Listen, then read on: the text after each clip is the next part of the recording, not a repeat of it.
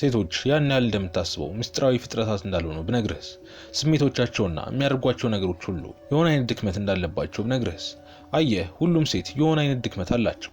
እናም ይህን ድክመቷን ካወቅክ ገና ምንም ሐሳቡ ሳይኖራት እንኳን አይምሮዋን መቆጣጠርና መምራት ትችላለህ። በዚህ ቪዲዮ ወደ 7 የሚሆኑ የሴቶችን ውስጣዊ ድክመቶች አጋልጣለሁ።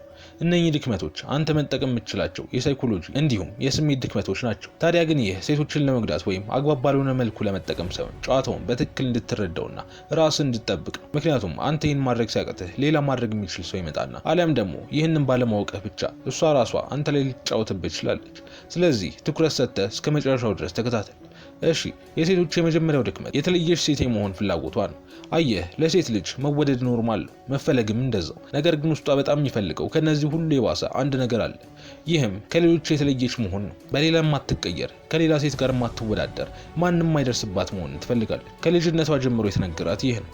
የተለየች እንደሆነች ማተር እንደምታደርግ ወዘተ። ነገር ግን እሷ ብቻ ሳትሆን ሁሉም ሴት ስለ ራሷ የምታምነው ይህንኑ ነው። ነገር ግን እያደገች እየበሰለች ስትመጣ የምርም ህይወትን መቅመስ ስትጀምር ነገሮች እንዳሰበችው እንዳልሆኑ መረዳት ትጀምራለች። ያኔ ነው ይህን የተለየች የመሆን ፍላጎቷን ወደ ውስጥ ማመቅ የምትጀምር። ከዛ ግን ልክ አንተ መጥተህ የተለየች እንደሆነች እንዲሰማ ስታደርግ ያንን የታመቀውን ፍላጎቷን ትቀሰቅሷለህ። ያኔ ልክ እንደተለየ ሰው ታያለች። ያ የተደበቀውን ፍላጎቷን ቀስቅሰ ስለሰጣት በአንተ ትማረካለች። ሁለተኛ፣ ካንተ ቀጥተኛ ባልሆነ መልኩ ማረጋገጫ ትፈልጋለች። ብዙ ወንዶች የሚወድቁበት ነገር ይህ ነው። አየህ፣ ሴቶች ብዙ ጊዜ ድክመታቸውን ላለማሳየት ቀጥታ ማረጋገጫ ላይ ጠይቁ ይችላሉ። እናፍቅሃለሁ፣ አሁንም ላንተ ማተር አደርጋለሁ ብላ ላትጠይቅ ትችላለች። ነገር ግን በዛ ፋንታ እነኚህን ነገሮች የሚያረጋግጡላትን ፈተናዎች ታቀርብልሃለች። ለምሳሌ በፊት እንደምታዋራኝ አታዋራኝም እኮ ትላለች። በዚህ ጊዜ ብዙ ወንዶች ለማስተባበልና ለማብራራት ይሯሯጣሉ። አይ እንደዛ እኮ አይደለም ብለው ለማረጋጋት ይሞክራሉ። በዚህ ጊዜ ለነዛ ሁሉ ጥያቄዎቿ መልስ አገኘች ማለት ነው። ታዲያ አንተ መልስ ለመመለስ ነገሮችን ለማስተካከል ስትሯሯጥ ፖዚሽንን ታጠዋለህ። ስለዚህ ከዛ ይልቅ ኢሞሽናል ኮንትሮል እንዳለ አሳያት። ይህንን የምታደርገው የምትፈልገውን ማረጋገጫ ሰጥተህ ነገር ግን ከመጠን እንዳልፍ በማድረግ ነው። ለምሳሌ ልክ እንደዛ ብላ ስትጠይቅህ አይ እንደ በፊቱ አለማዋራት ፈልጌ አይደለም ነገር ግን ትረጅኛለሽ ብዬ ነው ትላታለህ። እና አሁን ማወቅ ያለብህ ነገር እያንዳንዷ ጥያቄዎቿ ውስጥ ድክመቶቿን የሚያሳዩ መስታወቶች እንዳሉ ነው። እናም እንደ ሁኔታው መመለስ መቻል አለብህ። አንዳንዴ መልሱ ቅርበት ነው፣ አንዳንዴ ደግሞ መራቅ ነው። እናም ማማረር ከጀመረች ይህ ላንተ ጥሩ ነው። ምክንያቱም የውስጥ ድክመቶቿንና ፍርሃቶቿን ማየትና እነዛን ጠቅመህ መቆጣጠር ትችላለህ። ሶስተኛ፣ ምንጊዜም አደገኛ ጨዋታዎች ስሜቷን ያነሳሱታል። አየህ፣ ብዙ ጊዜ ሴቶች መረጋጋትን አይወዱ። የተረጋጋ ነገር ያስደብራቸዋል። አዎ ያረጋጋቸዋል። ምቾት፣ ሴፍቲ እንዲሰማቸው ያደርጋል። ነገር ግን ውስጣቸው ያለውን እሳት አይጭሮ። ያንን የፍላጎት እሳት የሚያስነሳው ነገር ምንድን ነው ካልክ ያንተ አደገኛና የማይጠበቅ ሰው መሆን ነው። አደገኛ ማለት በማንኛውም ሰዓት ልታጣ የምትችል ሰው መሆን ነው። ሙሉ ለሙሉ የማትረዳው አይነት ሰው መሆን ነው።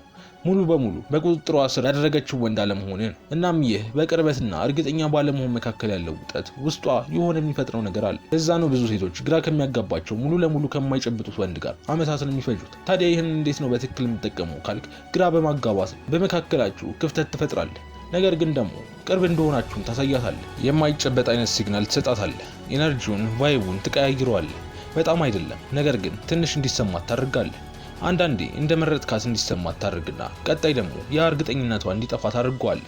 ግን እዚህ ጋር የማስጠነቅቅ ነገር ቢኖር እንዳታበዛው። ምክንያቱም ምንም ቢሆን አንድ ሴት በአንተ ልትተማመን ይገባል።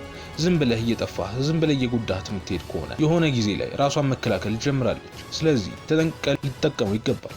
አራተኛ፣ ሙሉ ለሙሉ ለማግኘት ከማትችለው ወንድ ጋር ሱስ ይይዛታል። አየህ፣ አንድ ሴት የሆነ ሰው ላይ ልትሳብ ትችላለች፣ ልትወደው ትችላለች። ነገር ግን ከዛ ሰው ሱስ የሚያስይዛት ነገር መውደዷ ሳይሆን ያንን ሰው ሙሉ ለሙሉ በቁጥጥሯ ስር አለማድረጓ ነው። ስለዚህ ይህንን ለመጠቀም ከፈለክ መጥፋት አለብህ ማለት አይደለም። ቅርቧ ሁን፣ ነገር ግን ሁሉንም ሐሳብህን ሁሉንም ተግባርህን አትንገራት። ውደዳት፣ ነገር ግን ሞትኩልሽ ካላንቺ መኖር አልችልም አትበላት።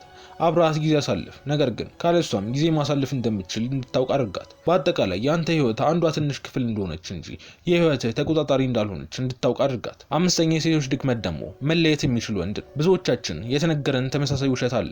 አንድን ሴት ለማግኘት ትኩረት መስጠት፣ ከሷ ለመለየት ሁሌም እሷ ላይ ፎከስ ማድረግ አለብን።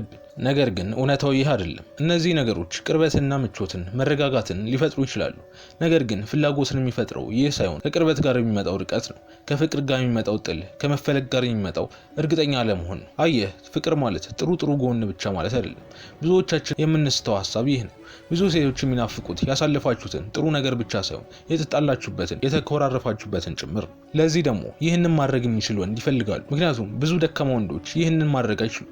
ከሴት ጋር ከመጣላት ወይም ከሷ ከመራቅ ተንበርክከው እያለቀሱ ቢለምኗት ይሻላቸዋል። ለዚህ ነው መለየት የሚችል ወንድ ሁን ያልኩ። ልክ መለየት የምችል አይነት ወንድ ስትሆን ከሷ ጋር ለመጣላት እሷን ለማስከፋት አትፈራም። ስለዚህ የፍቅርን ግማሽ ብቻ ሳይሆን እንዲሰማት ታደርጋታለህ ማለት ነው። ስድስተኛ የማታገኘውን ስትመኘውና ስትፈልገው ትኖራለች። አየህ ብዙ ጊዜ ሴቶች ሲያሳድሩ የሚኖሩት በጣም የሚያምረውን በጣም ሀብታም የሆነውን ወይ ክፍት የሆነውን አይደለም። አዎ እነዚህን ያሳድዳሉ። ነገር ግን ከነዚህ ሁሉ በላይ የሚያሳድዱት ኢጓቸውን የሚነካው ወንድ ነው። ያ ወንድ ደግሞ ማግኘት የማይችሉት ነው፣ በእግራቸው ስር ማድረግ የማይችሉት ነው። ከዚህ በፊት የማውቃቸው ቆንጆ የሚባሉ ሴቶች አንድ ግራ የሚያጋባ ባህሪ ነበራቸው። እሱም ከሆነ ወንድ ጋር ሊሆን ያህል ጊዜ ይቆዩና ወዲያው ወደ ሌላ ይሄዳሉ። ያ ወንድ ምንም ያህል ፐርፌክት ቢሆንም እንኳን ጥለውት ይሄዳሉ። እናም ግራ ያጋባኝ ነበር። ከዛ ግን ዋና ድክመታቸው ምን እንደሆነ ሳውቅ ለምን እንደዛ እንደሚያደርጉ ተረዳው። አየህ ከአንዱ ወደ አንዱ የሚሄዱበት ምክንያት ኦልሬዲ በቁጥጥራቸው ስር ስለሚያስገቧቸው ነው። አንዱን ታወራዋለች፣ ለሆነ ያህል ጊዜ አብራው ትሆናለች፣ ከዛም በፍቅሩ ይወድቃል፣ ከዛ ይደብራታል። እናም ኢጓን ድጋሚ ለመሙላት ወደ ሌላኛው ትሄዳለች። እሱም እንደዛ ይሆናል። እና ግን አሁን ይህን ድክመቷን የሚያውቅ ወንድ ቢያጋጥማትና ባይወድቅላት ያኔ ከሱ ሱሱ ይዛታል። ከሱ መለየት አትፈልግም። ስለዚህ ይህንን ፓወርፉል ቴክኒክ ሊጠቀሙ ይገባል። ሰባተኛ የስሜት መደበላለቅ። ብዙ ሴቶች እኔ ሰላም ብቻ ነው የምፈልገው ሲሉ ትሰማለህ። እናም የምራቸውን ነው። ነገር ግን ከውስጥ ደግሞ የማይቆጣጠሩት ከዚህ ጋር የሚቃረን ድምጽ አለ። ምክንያቱም ልክ የምትፈልገውን ሰላም፣ መረጋጋትና ማረጋገጫ ስትሰጣት መሰላሸት ትጀምራለች። ከዛ ይልቅ ግን ጸብን ተከትሎ የሚመጣው መስማማት ይበልጥ ፍቅር ውስጥ ይከታታል። መራራቅን ተከትሎ የሚመጣው ቅርበት ይበልጥ እንድትፈልግህ ያደርጋታል። እንዲሁም ከሌላ ሴት ጋር አይታ ቅናት ከሰማት በኋላ አቅፈ ስታጽናናት ያለው ስሜት ሰውነቷን አይምሮዋንም ይገዛዋል። ይህ ማለት ግን መሰቃየትን ትፈልጋለች ማለት አይደለም። እሷ የፈለገችው የኢነርጂው መቀየር ሁሌም ተመሳሳይ ነገር እንዲሆን አትፈልግም። ስለዚህ ይህንን ተረድተህ አክት ልታደርግ ይገባል። በቀጣይ ደግሞ የቀሩትን አስፈላጊ የሚባሉ ድክመቶችን አዘጋጅ የመጣ ይሆናል። እስከዛ ላይክ እና ሰብስክራይብ በማድረግ ይህንን ጠንካራ ቤተሰብ ተቀላቀል። እንዲሁም ከታች ባለው ሊንክ ቴሌግራም ተቀላቀል። ሰላም ሁኑ።